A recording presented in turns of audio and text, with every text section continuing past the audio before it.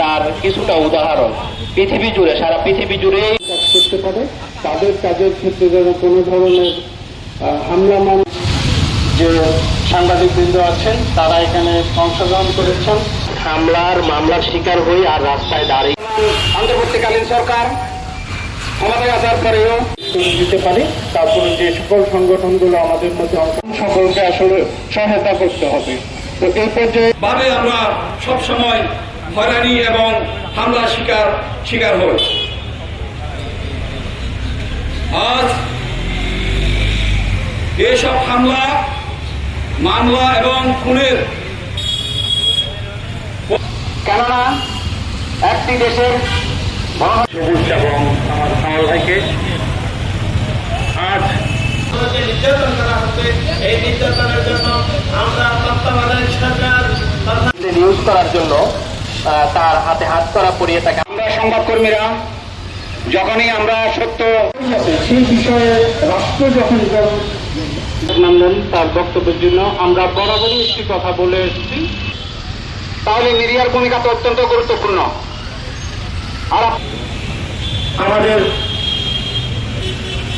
আমি আজকে দাঁড়িয়ে শক্তিশালী ভূমিকা রাখার ক্ষেত্রে গণমাধ্যম সাংবাদিকদের জীবন, এছাড়া আমাদের মনে থাকবে যে কুড়িগ্রামের যে সমাজ, আমাদের যে প্রান্তিক মানুষ, তারাও সাংবাদিকদের পাশে থেকে তাদেরকে সহযোগিতা করে। যে একটা দেশে যদি সাংবাদিক না থাকে, সংবাদপত্র, আমরা সেটার বিচার পাই না।